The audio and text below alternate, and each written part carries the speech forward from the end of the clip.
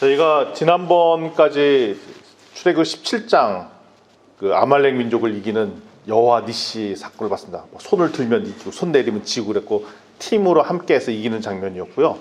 오늘은 또 다른 이방인 이드로 이조 장인어른을 만납니다.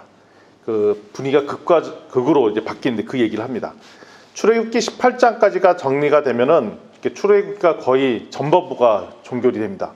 19장부터는 분위기가 확 달라집니다.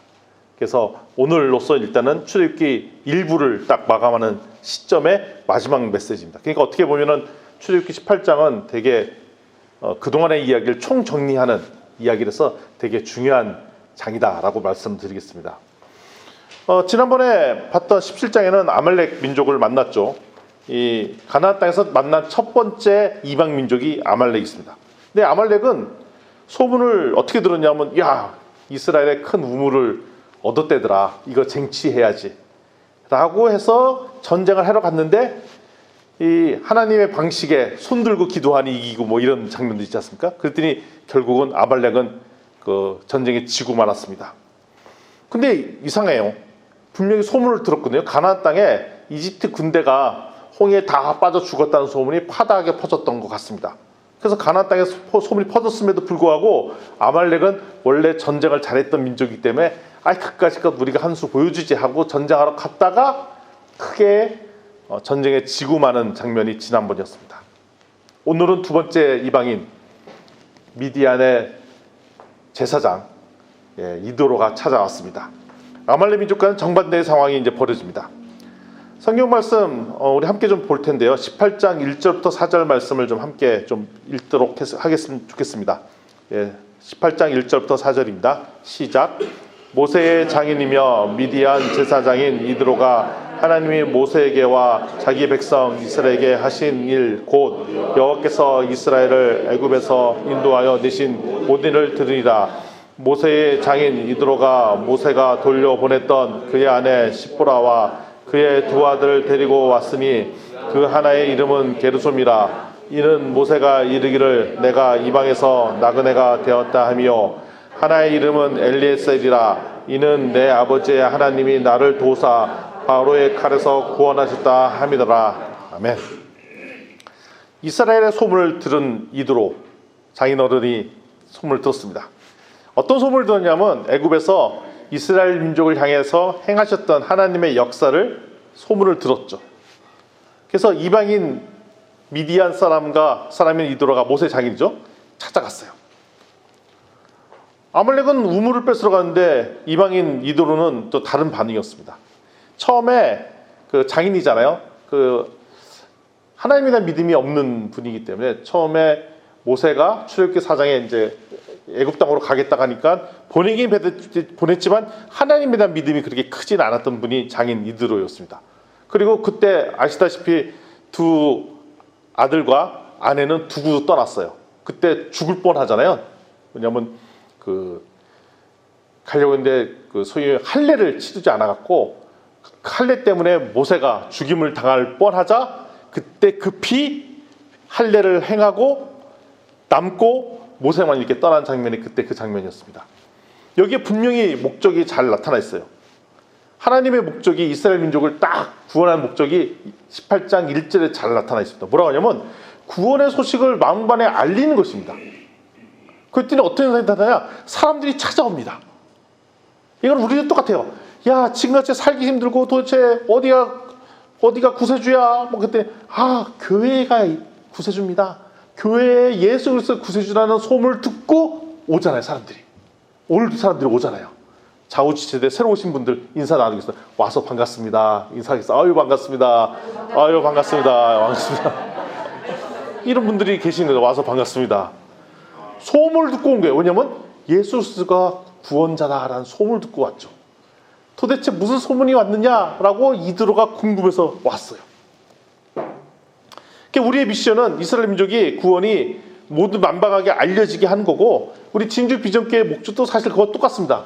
먼저 진주에서 오직 예수 그리스도만이 비전입니다 라고 선포하는 교회. 무슨 교회? 이게 잘 이렇게 안 맞으세요? 예. 예. 진주에 오직 예수 그리스도가 우리의 구원이자 비전입니다 라고 선포하는 교회 무슨 교회? 비전교회. 진주 비전교회. 예. 이것이 또한 열방까지 알려지는, 그러니까 이 소문을 듣고 사람들이 모이게 되는 것이 이스라엘 민족 때도 그렇고 지금 우리 진주 비전교회에 주어진 미션이라고 볼 수가 있습니다. 미디안 족속은 아브라함의 후손이긴 해요. 후손이긴 하지만 하나님을 잘 모르는 이방인이 되어 있었습니다. 모세와 아내 두 아들은 외할아버지가 같이 있었죠. 믿음이 없었던 이들로는 안전상 이렇게 보호망을 쳤었고 세속적인 이방적인 방식으로 애들을 양육했었던 것 같아요. 그래서 출애굽기 4장 전후 막내 보면 좋은 이드로가 지역의 어르신이겠지만 하나님의 믿음으로 사람들을 대하지는 않았습니다. 그래서 10절은 잘 보세요. 이스라엘 민족은 할례를 난 지 얼마 안 돼서 바로 할례를 해야 되잖아요. 그런데 정황을 보니까 첫째 아들 게르솜이 대충 성년이 됐을 때 할례를 한 거예요. 그러면 이스라엘 민족의 방식으로는 안 맞는 거예요. 안 맞는 거. 근데 그를 방치했죠. 모르겠어요. 이거는 추정인데 모세는 할례를 해야 된다. 모세는 레위지파 족속이기 때문에 그런 규약을 잘 알죠. 그렇지만 그 아내인 십보라는 그 이방 민족이잖아요. 뭘 그렇게 하냐. 다 굳이 할 필요가 있냐. 그런지 모르겠지만 성인이 될 때까지 할례를 치르지 않았었습니다. 그런데 두 아들의 이름을 이렇게 쳤죠. 4절, 3절 이렇게 보면은 게르솜은 인생의 나그네요. 엘리에셀은 하느님의 도우심이다 라는 모세의 신앙기를 고백으로 두 아들의 이름을 짓습니다. 그러다가 결국 출애굽기 18장 7절 8절까지 가면 이야기가 갑자기 급변합니다. 함께 읽어보겠습니다. 7절 8절 말씀 띄워주시면 우리 함께 읽겠습니다. 시작. 모세가 나가서 그의 장인을 맞아 절하고 그에게 입맞추고 그들이 서로 문안하고 함께 장막에 들어가서 모세가 여호와께서 이스라엘 위하여 바로와 애굽 사람에게 행하신 모든 일과 길에서 그들이 당한 모든 고난과 여호와께서 그들을 구원하신 일을 다 장인에게 말하매. 여기에 보면 모세가 했던 전도법이 나와 있습니다. 우리 교회에서도 이제 전도를 본격적으로 하겠다고 우리 목사님이 선포를 하셨어요. 부활절 전후 해갖고 동원하고 길을 계획이시잖아요, 목사님. 맞으시죠? 네. 예. 모세의 전도법을 오늘 딱 성경에 나와 있습니다. 7절에 보면 나가서 맞아서 절하고 입맞추고 문안했다라고 되어 있습니다. 우리가 광고지 만들고 전도하고 찌라시 돌리고 이래서 오는 것이 아니라 평상시 때 우리의 전도하실 분들을 나가서 맞아서 절하고 입맞추고 문안하고 친분이 쌓여야 된다는 얘기입니다. 친분이 쌓여야 된다. 그러면 우리가 세상 살다 보면 친해진 사람들이 많이 있죠. 우리 꼭 교회 안 다녀도 친해진 사람들이 있습니다. 평상시 때 만나서 오랜만에 반갑습니다. 잘 지내셨죠? 라고 문안하는 사람들이 있죠. 다 있습니다. 그 사람들한테 문안한 다음에 그 다음에 뭐라고 되냐? 함께 장막으로 들어간다. 이것까지만 하면 된다. 우리가 평상시 때 만났던 사람도 있고 문안하는 사람도 있습니다. 친하게 지냈던 사람이 있습니다. 그들을 장막으로 데려오면 되는 것까지 한 게 첫 번째 단계입니다. 1단계죠. 그러니까 쉽게 얘기하면 우리가 평상시 때 친하게 지냈던 분들을 어디로 데리고 오면 된다? 저는 어려운 질문을 드리지 않습니다. 예, 그 장소가 어디다? 진주 비전교회에 데리고 오면 된다라는 게 오늘의 메시지죠. 환대하고 교회를 데리고 옵니다. 간판 보고 지나다가 하나님의 뜻하신 말을 들어서 강변을 지나는데 우울한데 마침 보니까 불이 번쩍번쩍 진주 비전교회 저기에 뭔가 있나 보자 라고 들어오는 분도 계시겠죠, 물론. 그렇지만 오늘 모세가 했던 법은 환대하고 맞아서 기쁘게 관계를 맺고 문안하며 함께 교회에 오는 것, 이것이 첫 번째 단계였습니다. 2단계가 있습니다. 8절입니다.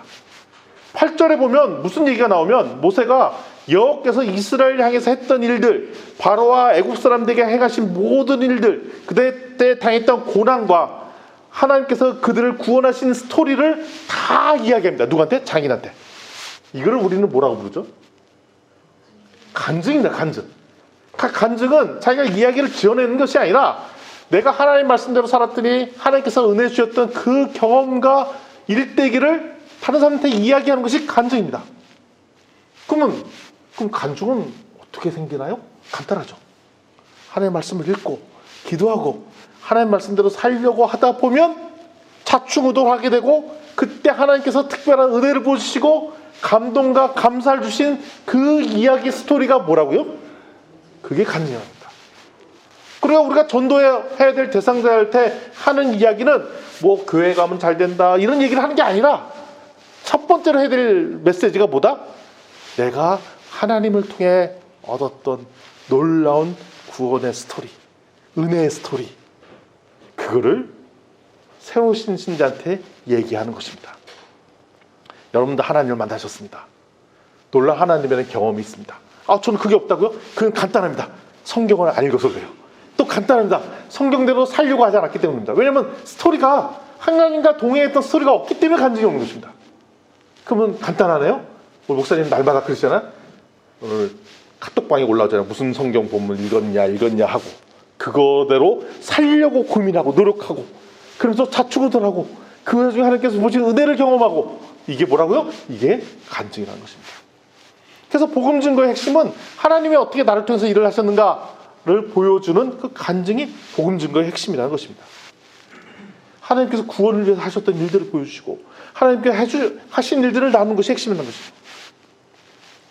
다 우리가 날마다 주님의 말씀을 읽고 나누는 우리 비전교회 성도가 되었으면 좋겠습니다. 아멘, 아멘. 그러니까 우리가 이제 이달 말 다음 달 초에 이제 서로 성도들을 콜링하고 부르는 이런 작업을 할 거잖아요. 그러니까 그 전에 또 해야 될 게 우리가 뭐냐? 말씀을 읽고 나름대로 나만의 감정적인 감동의 스토리들이 있는 것들이 쌓이는 것들이 핵심이라는 것입니다. 이랬더니 이 얘기를 들은 새신자 이드로의 반응이 기가 막힙니다. 출애굽기 18장 9절부터 12절 말씀을 한 목소리로 읽어보도록 하겠습니다. 9절 말씀부터 읽겠습니다. 시작. 이드로가 여호와께서 이스라엘에게 큰 은혜를 베푸사 애굽 사람의 손에서 구원하심을 기뻐하여 이드로가 이르되 여호와를 찬송하리로다. 너희를 애굽 사람에서 손에서와 바로의 손에서 건져내시고 백성을 애굽 사람의 손 아래서 건지셨도다. 이제 내가 알았도다. 여호와는 모든 신보다 크심으로 이스라엘에게 교만하게 행하는 그들을 이기셨도다 하고, 모세의 장인 이드로가 번제물과 희생제물들을 하나님께 가져오매 아론과 이스라엘 모든 장로가 와서 모세의 자인과 함께 하나님 앞에서 떡을 먹으니라. 아멘. 1단계, 2단계, 다음에 3단계. 새신자 이드로의 반응이 기가 막힙니다. 9절에 이렇게 나오죠. 이드로가 하나님께서 이스라엘 민족에게 베푸신 은혜와 구원을 보고 기뻐했습니다. 우리가 간증했더니 간증의 스토리를 들은 새신자가 기뻐하는 거예요.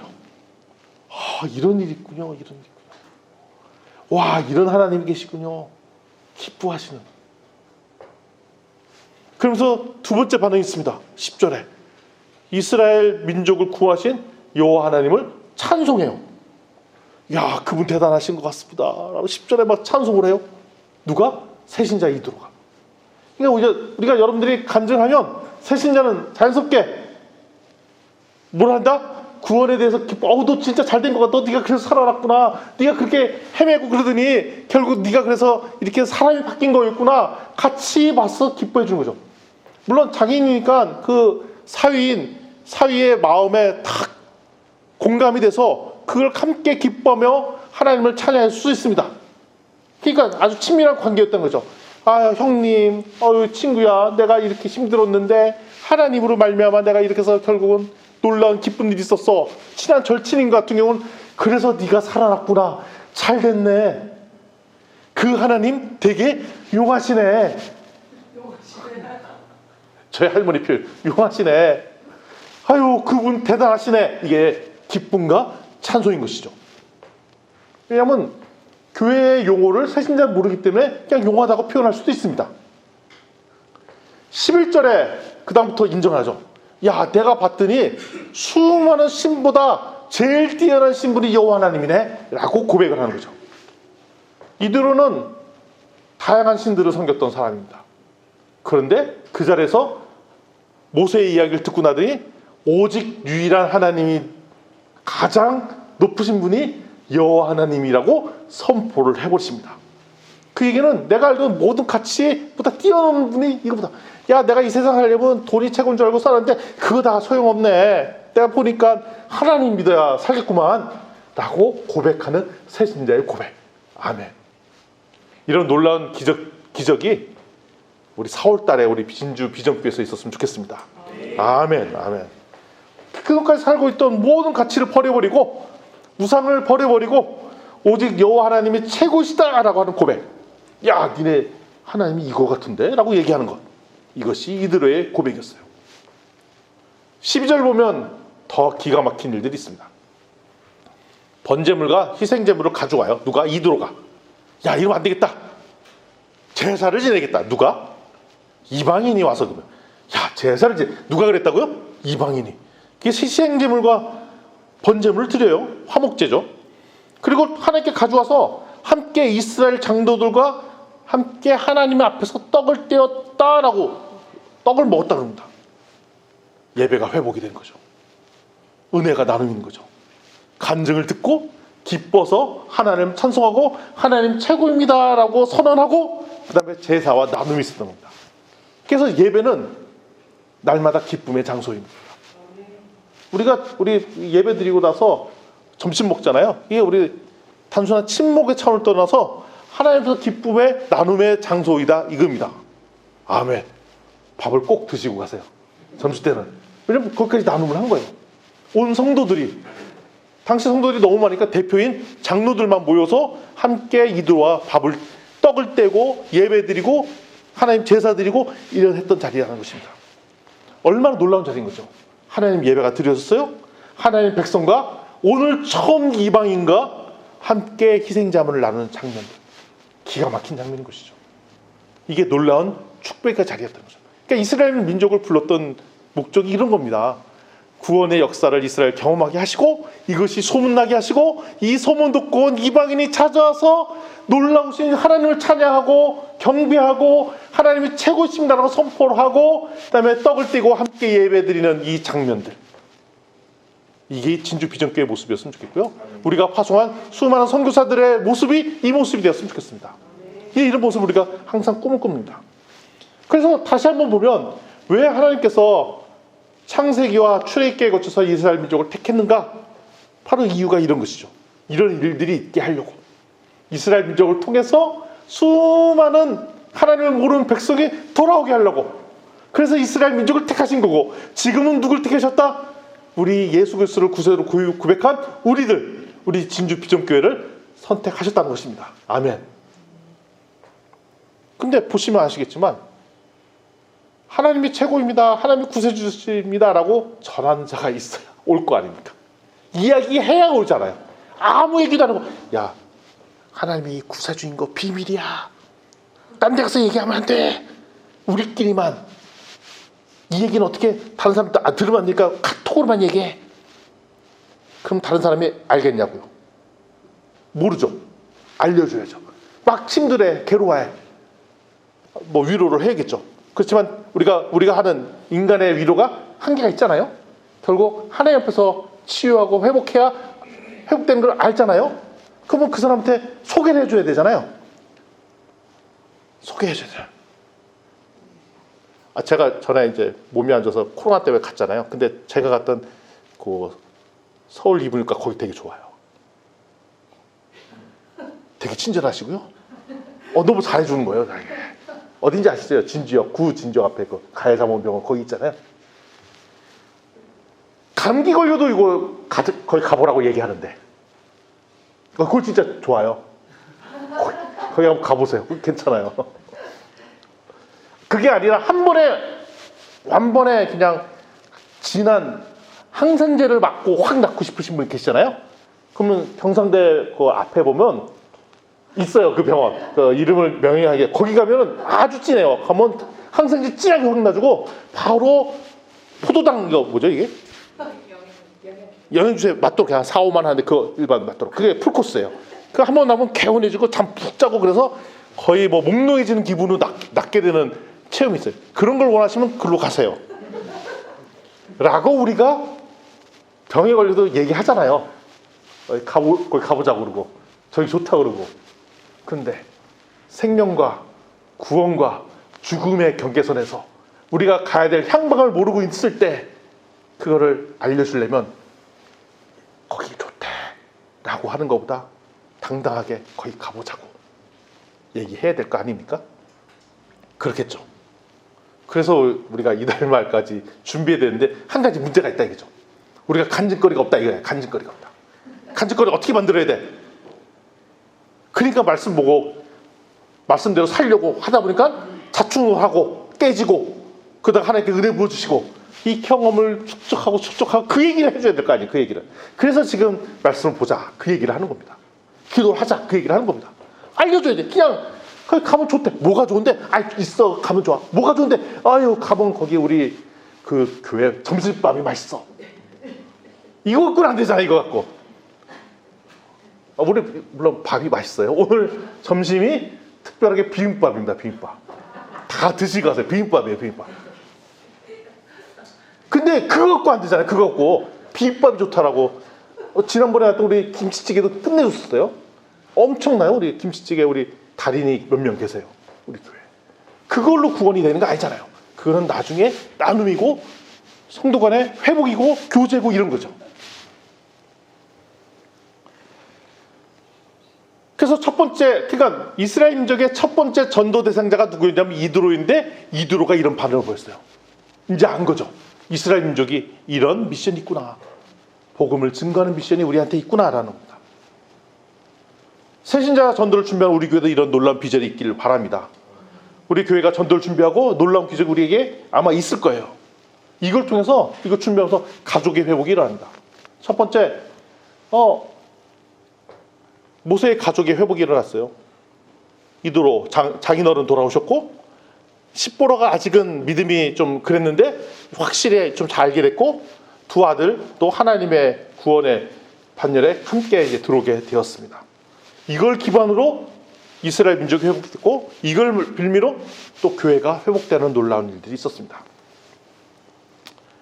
그리고 이제 며칠 더 묵게 되었던 것 같아요. 그래서 하루는 모세가 하는 일을 이드로가 잘 관찰하니까 하루 종일 바쁘더라고요. 모세가 뭐 하느라 바쁜가 봤더니 뭐 사람들이 줄을 서 있고 그 사람한테 뭐 판결 같은 걸 해주는 거예요. 판결. 이 사람이 어떻고 저떻고. 그러니까 재판을 해주는 거죠. 하루 종일. 그러니까 그거 한다고 모세가 지쳐 있는 모습을 모세가 그런 것을 이드로가 보게 됩니다. 하루 종일 바쁘게 되는 것. 이방인이지만 이드로의 지혜가 여기서 표출되는 장면입니다. 조언의 내용은 뭐냐? 모세가 혼자 북치고 장구치고 모든 일을 다 하는 모습을 본 이드로가 조언을 하죠. 이스라엘 민족도 이제는 시스템을 갖추는 게 좋겠구나. 조직 체계를 갖추는 게 좋겠구나. 근데 이거를 하나님 방식으로 어떻게 하는지에 놀라운 조언을 해줍니다. 그래서 우리 교회도 시스템이 필요하고 조직 체계가 필요한 거예요. 하나님의 방식대로 하는 것이 중요하죠. 우리 성경 구절 같이 읽겠습니다. 18장 19절부터 23절 말씀입니다. 함께 읽겠습니다. 시작. 이제 내 말을 들으라. 내가 네게 방침을 가르치리니 하나님이 너와 함께 계실지로다. 너는 하나님 앞에서 그 백성을 위하여 그 사람께 가져오며 그들에게 율례와 법도를 가르쳐서 마땅히 갈 길과 할 일을 그들에게 보이고 너는 또 온 백성 가운데서 능력 있는 사람들 곧 하나님을 두려워하며 진실하며 불의한 이익을 위하는 자를 살펴서 백성 위에 세워진 천부장과 백부장과 50부장과 10부장을 삼아 그들이 때를 따라 백성을 재판하게 하라. 큰 일은 모두 내게 가져갈 것이요 작은 일은 모두 그들이 스스로 재판할 것이니 그리하면 그들이 너와 함께 감당할 것인즉 일이 내게 쉬우리라. 내가 만일 이 일을 하고 하나님께서도 내게 허락하시면 내가 이 일을 감당하고 이 모든 백성도 자기 곳으로 평안히 가리라. 아멘. 이드로가 아주 지혜로운 조언을 합니다. 참 진짜 지혜로우신 분이신 것 같아요. 19절에 이드로가 방침을 이렇게 알려주죠. 근데 뭐라고 하냐면 하나님께 확인을 받아라 라는 메시지를 합니다. 이게 중요한 원칙입니다.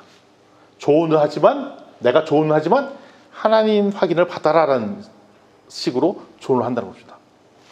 우리가 조언을 우리가 가장 어른의 입장에서 조언할 가장 만만한 대상자가 이 만만한 표현을 쓴 건 좀 죄송스러운데 자녀죠. 배우자한테 또 조언을 해주고 싶죠. 근데 쉽게 생각해서 배우자나 자녀한테 조언할 때 이게 법인 것처럼 이렇게 딱 통보를 하고 이거를 안 지키는 순간 엄청나게 불경스러운 일을 한 것처럼 윽박지르면서 얘기를 하는데, 이들은 그게 아니라 하나님이 조언을 합니다. 하나님께 함께서 잘 판단하기를 바란다 라는 수준으로 얘기를 합니다. 내가 자녀들한테 이런 거죠. 네가 앞으로 이렇게 하면 좋겠는데 네가 하나님 안에서 아빠의 조언이 잘 맞는지 네가 스스로 판단해봐. 지혜롭게 잘 선택해. 근데 저 얘기하면 안 하면 죽어. 이거 아니라 잘 생각해봐. 하나님 안에서 잘 생각해봐. 하고 간 거예요. 그러니까 이 정도 수위로 조언을 하라는 겁니다. 진짜 지혜롭죠. 항상 자기가 틀릴 수도 있다라는 얘기를 깔고 이들어가 조언을 해요. 놀라운 지혜죠. 하나님이 옳게 생각하시면 그 안에서 해봐. 뭐 이런 식으로 얘기를 하는 겁니다. 하나님 앞에서 해라. 이게 되게 탁월한 지혜의 말씀입니다. 이방인인데도 이제 안 거예요. 이 세상에 누가 가장 주인이시고 하나님의 말씀도 사람들 알고 결국 우리가 하려는 수많은 지혜로운 선택들도 하나님 앞에서 이루어지는가 선택하라라고 얘기를 하는 것입니다. 그러면서 하는 얘기를 뭐냐면 판단할 때 19절에 이런 얘기를 합니다. 백성을 위해서 해라 라고 표현합니다. 자, 하나님 앞에서 생각하고 백성을 위해서 해라. 우리 신약에서 나오는 하나님 사랑, 이웃 사랑 그대로 표현합니다. 그러니까 우리가 의사결정할 때 항상 기준이 뭐냐면 내 의사결정은 이게 하나님 사랑에 어긋나는 것이 아닌가. 첫 번째 기준이고, 두 번째 이걸 인해서 우리 이웃 사람께 이롭게 하는 것인가. 이 두 가지 기준을 가지고 얘기하라는 것입니다. 대단한 것이죠. 나의 사익을 이루려고 판단하는 것이 아니라 하나님 사랑과 이웃 사랑을 실천하는 도구로 이걸 결정하는 것인가 라는 조언을 이방인 이도로가 합니다. 그러면서 조목조목 조언을 하시죠. 20절에 뭐냐면 네가 다 판단해서 재판을 하지 말고 먼저 백성들을 가르쳐. 그게 20절이죠. 율례와 법도로 가르쳐라 합니다. 아니, 백성들이 하나님 법도를 알게 되면 그 다음에 하나님 법도대로 행하는 법이 훈련될 거잖아요. 그동안 계속 이방 민족 살았기 때문에 머릿속에는 이방 민족의 간섭이 있단 말이에요. 그래서 첫 번째 해야 될 일들이 율법과 법도를 가르쳐라. 하나님의 율법과 법도를 가르쳐라라고 얘기합니다. 그래서 이제 창세기 이후에 출애굽기 19장부터는 내내 40장까지 율례와 법도 이야기가 내려나옵니다. 시스템으로 갖추는 거죠. 이게 첫 번째 미션이기 때문입니다. 그러니까 이스라엘 민족의 첫 번째 할 것이 하나님의 율례와 법도를 가르치는 것. 그래서 우리 교회에서 성경 공부가 있는 것입니다. 주일학교가 있는 거죠. 우리는 특별히 다음 세대가 있습니다. 다음 세대 성경 공부 화이팅! 할렐루야! 할렐루야! 예. 근데 우리 다음 세대 하면 또 안 되니까 우리 중장년 세대도 같이 성경 공부 한다는 거 아닙니까? 예. 다들 오세요. 중장년 어르신들. 할렐루야! 할렐루야! 예. 가까운 모처에서 합니다. 거기서 하는 거예요. 아니, 우리가 자녀들한테 가르치고 내 행동거지가 바르려면 우리의 행동 지침이 있어야 되잖아요. 그 지침을 뭘로 갖자? 성경으로 하자는 거예요. 그러니까 성경을 날마다 묵상하고 배우고, 그리고 혼자 묵상하고 배우면 잘못 판단할 수 있으니까 조직화돼서 팀으로 생각하고, 그래야 내가 바르게 생각한지 아닌지도 알 수 있을 거 아닙니까? 그래서 주일날 성경 공부를 하는 거예요. 그래서 성경 읽고 묵상하고 기도하는 것을 목사님이 계속 독려하고 주일날 같이 확인하고, 그러면서 스스로 내가 하나님 앞에서 올바로 행동하는가 판단하는 훈련을 하는 거죠. 왜냐하면 우리가 살면서 매일 결정하는 게 엄청나게 많아요. 내가 아침에 일할까, 운동을 할까, 비 오니까 하지 말까, 밥을 먹을까, 오늘 그냥 굶어 뛸까, 버스를 탈까, 그냥 걸어갈까, 누굴 만날까 말까, 뭘 먹을까 말까, 이거를 할까 말까, 새로운 시도를 해야 되나 말아야 되나, 집에 가야 되나 놀러 가야 되나, 하루 종일 선택을 해야 됩니다.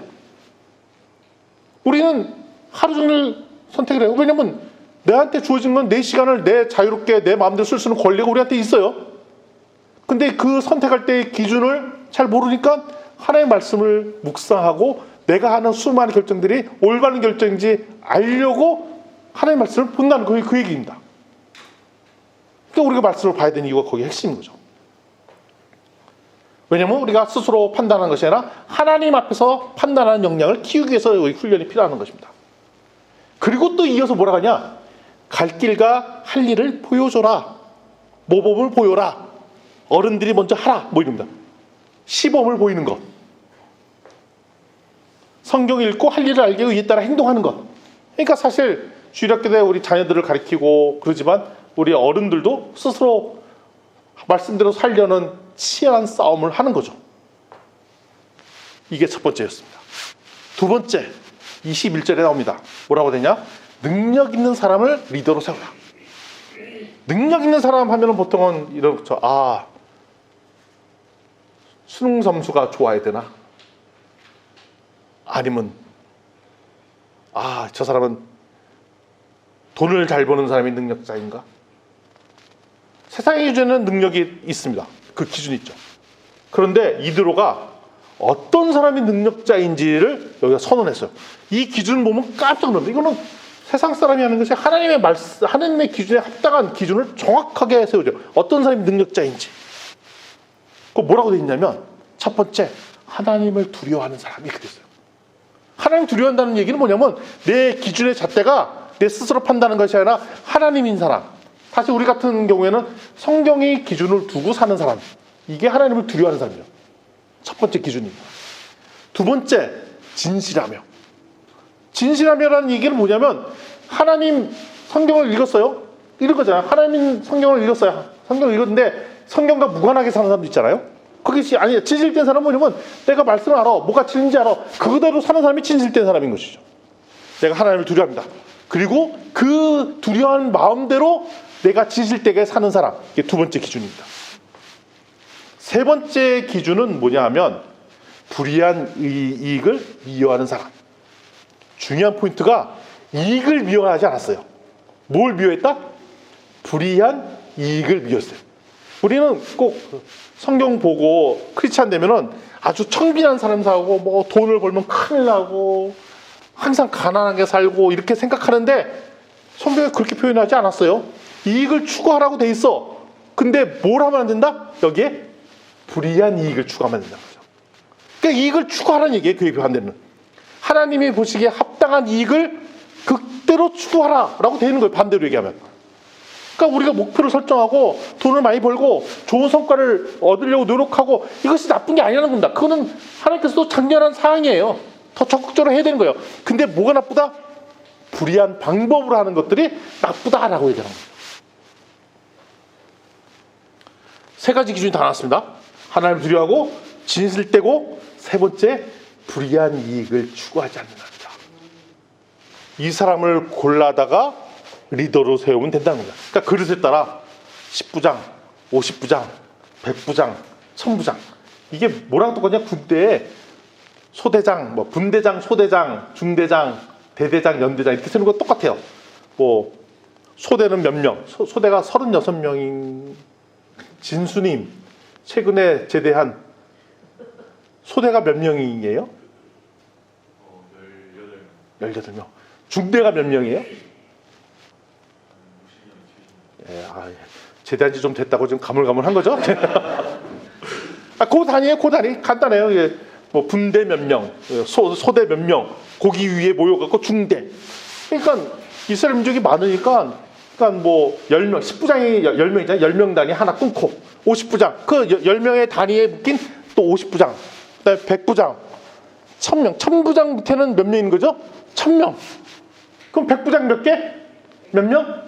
10명. 제가 어려운 질문 드리는 거 아닙니다. 1000부장은 100부장 몇 명? 10명. 이렇게 관리를 했다라는 것입니다. 시스템을 갖춘 거죠. 체계를 갖춘 거죠. 그리고 의사결정을 어떻게 하냐? 22절에 나옵니다. 아주 큰 일은 나한테 갖고 오고 작은 일들은 그 시스템에서 알아서 판단하도록 하다. 근데 판단이 잘하는지 못하는지 모르니까 공부시켰잖아요. 율법과 규례를 지키도록 하고. 그 율법 규례를 얼마나 만들었어? 엄청 길게 만들었어요. 자, 보면 출애굽기 19장부터 40장 내내 율법과 규례. 그것도 모질라서 레위기 엄청나게 만들었어요. 그거대로 잘 지키도록 하고 나머지는 알아서 하도록 하고 가장 큰 일만 나한테 갖고 와라. 체계로 갖고 온 거죠. 작은 일은 스스로 판단하게끔 하게. 그래서 우리가 말씀을 읽어야 되는 이유가 있습니다. 작은 일. 아니 목사님이 일일이 삶 깊이서 야 우리가 초신자가 이럴 수 있어요. 목사님 제가 이럴 때는 어떻게 해야 되는지 모르겠어요. 목사님 도와줘. 도와줄게. 그러면 선택이 어려울 때마다 전화하세요? 그랬더니 이제 전화하는 거예요. 지금 밥을 먹을까요? 빵을 먹을까요? 전화가 왔어, 목사님. 지금 버스 타고 갈까요? 걸어갈까요? 전화 왔어. 내가 지금 요 계약을 할까요? 말까요? 전화 왔어. 목사님이 듣다 그때마다 지혜롭게 얘기하다. 이제는 좀 성경 좀 보시고 기도하면서 스스로 판단 좀 하세요. 라고 얘기할 거잖아요. 그 얘기를 지금 하고 있는 것입니다. 스스로 판단을 하라. 하나님 앞에서. 왜냐면 모든 문제를 다 모세한테 갖고 와서 논의하기 시작하면 한도 끝도 없고 성장이 안 됩니다. 그러면서 23절에 마지막으로 한 번 더 얘기하죠. 그런데 이게 내 말대로 다는 게 아니라 하나님이 허락하시면 이렇게 라고 얘기합니다. 지혜롭죠. 내가 조언하지만 최종 의사결정권은 하나님이시오 라고 얘기하는 것입니다. 하나님께 허락을 구하고 하세요 라고 합니다. 따라서 우리 창의성을 우리한테 주셨어요. 우리가 자유롭게 새로운 아이디어를 내는 거 참 좋습니다. 뭐 이것도 해보자, 저것도 해보자, 교회가 이렇게 갔으면 좋겠다, 저렇게 했으면 좋겠다, 선교제에서도 이렇게 했으면 좋겠다, 저렇게 얘기하는 건 참 좋습니다. 아이디어를 내는 건 되게 좋아요. 왜냐면 창의적인 사역이 되는 거니까 되게 좋아요. 그러나 최종 파이널 의사결정은 최종 결정은 누가? 하나님이 하도록 하는 것. 우리 어른들이 자녀한테 조언도 이렇게 하는 겁니다. 내가 인생 살아봤더니 나 때는 말이야 이렇게 살았게 저렇게 하는 게 너 이렇게 라고 하는 게 아니라 내가 보기에는 이렇게 사는 게 좋은 것 같은데 결국 네가 하나님 앞에서 기도하면서 네가 잘 결정해라. 너의 결정을 내가 믿음아. 네가 하나님 앞에서 잘 결정할 거 믿는다. 속마음은 이거죠. 못 믿겠다 이거죠. 네가 그렇게 결정 안 할 것 같은데 그럼에도 불구하고 믿는다라고 이렇게 맡기는 게 중요하다는 것입니다.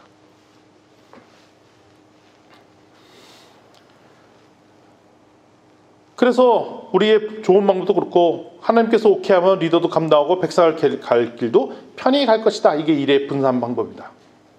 우리 목사님도 우리 교회가 성장하려면 이렇게 일이 분배가 돼야 되죠. 이래야 조직이 커지고 공동체가 더 성장합니다. 그래서 이스라엘 민족이 체계를 갖추기 시작하면서 본격적인 이스라엘 민족이 확산이 되고 가나안 땅을 정복을 하고 그다음에 그걸 기반으로 해서 큰 나라로 성장하게 된 출발점이 되었습니다.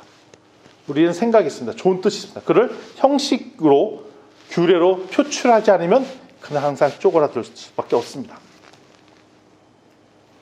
우리가 옛날에 처음에 그 진주 비전교회 시절에 교회 이름이 두 번이나 바뀌었죠. 첫 번째 교회 이름은 말랑말랑 교회였어요.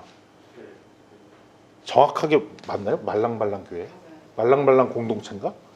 예, 이었었습니다. 그리고 저희가 함께 토론해갖고 지은 교회 이름이 예수 어린 양 교회로 갔다가 또 회의를 거쳐서 진주 비전교회 갔잖아요. 저희가 이제 말캉말캉 교회 그 시절 때 우리 예수 어린 양 교회도 그런 느낌이 있었어요. 뭐냐면 우리가 이런 좀 거부감들이 있었던 것 같아요. 우리가 교회 건물을 얻는다는 거에 모종의 거부감도 있어요. 교회 건물을 얻으면 우리가 이게 좀 교회 건물에 의지하느라고 우리가 진정한 성장을 잘 보라. 진정한 예배 이거 못할 것 같아. 그래갖고 의도적으로 학교 캠퍼스에도 예배 드린 적도 있고 카페에서도 이제 심지어 목장에서도 예배 드리고 막 그런 시절들이 있었어요. 근데 저희가 강압적으로 이 교회 건물을 얻게 됐잖아요. 뭐 덕분에? 코로나 덕분에 더 이상 공간을 얻을 수 없어서 억지로 우리가 심지어는 우리 윤 집사님 공장에서도 예배를 드린 적이 있었군요. 네. 그러니까 억지로 건물을 얻게 됐어요. 그리고 또 몇 년이 흘렀습니다. 제가 한 4년 정도 흐르고 있습니다. 근데 특히 우리 목사님은 시스템, 체계 같은 거에 조금 거부감이 많이 있어요. 왜냐하면 그것이 우리 한국교회를 타락시키는 원흉이다, 이런 생각을 갖고 계세요. 근데 최근에 좀 생각이 바뀌셨어요. 자꾸 뭔가를 제도하려고 그래. 예배를 드리고, 그 다음에 새벽 기도회라는 걸 하고, 체계를 갖추고, 간증문을 적으라 그러고, 뭘 자꾸 만들어. 제가 보니까 이게 때가 무르익은 겁니다. 이제 출애굽기 18장을 지나서 19장으로 넘어가는 타이밍이 온 것 같아요. 이제 지금같이 우리가 좋은 게 좋은 거라고 내 마음 알지 않냐, 뭐 이러면서 공동체 생활했던 것을 이제 터닝 포인트 삼아 바꿔서 교회가 이제 체계를 갖춰서 시스템하고 본격적으로 성장하는 그 중요한 포인트, 터닝 포인트 시점이 2024년도가 되고 있는 것 같아요. 우리가 이거를 되게 중요한 포인트예요. 왜냐하면 모세는 그 뒤에 성경을 20몇 장을 더 썼잖아. 우리 읽기도 힘든데 그 어르신은 성경을 20몇 장을 출애굽기를 더 쓰고, 그리고 레위기를 적었어요. 레위기 재미없어서 못 봐요. 그럴 때마다 이런 얘기했죠. 이거를 쓴 분도 계시다. 읽는 게 힘들겠냐, 쓴 분이 어렵겠냐. 쓴 분도 계시다, 이거. 그 전에 보면, 내용을 보면 규례를 정하고 해간 거죠. 그러니까 더 힘들었던 거죠. 그렇게 치밀하게 모세는 그 율법과 의전과 이런 것들을 세우는 작업들을 막 했어요. 하나님의 말씀을 구하면서. 진주 비전교회가 이제 내적으로도 성숙하고 외적으로 성숙해 더 성장할 중요한 포인트 때, 목사님께서 그런 마음을 자꾸 들게 하시고 패턴을 만들고 시스템을 구하려고 하고 체계를 갖추려고 하는 것은 아마 우리 교회를 향한 주님의 귀한 뜻들이 있을 거라고 봅니다. 요걸 계기 삼아 우리 교회가 더욱더 성장했으면 좋겠습니다. 더욱더 성숙해졌으면 좋겠습니다. 근데 이렇게 성숙하고 성장하는 주된 핵심 이유가 있는 거죠. 무슨 일 하라고? 예수 그리스도가 구원이라는 사실을 널리 알려라. 누굴 통해서? 진주 비전교회를 통해서. 진주 지역과 권역과 열방에 이 사실을 알리는 좋은 도구로서 진주 비전교회를 사용해라 라는 주님의 뜻이 있다고 저희는 봅니다. 아멘. 우리 함께 성장했으면 좋겠습니다. 더 성숙했으면 좋겠습니다. 진주 비전교회가 놀라운 주님의 일들을 감당하는 그 교회가 되었으면 좋겠습니다. 그래서 오늘 가득 찬 것 같아요. 여기 보면 다양한 사람들이 모였잖아요. 생겼잖아요. 그래서 이걸 잘 버무리고 조화롭게 해야 될 거예요. 그래서 오늘 점심은 비빔밥이에요. 잘 조화롭게 하나로 뭉쳐서 주님께 나가려고 특별히 비빔밥을 준비했습니다.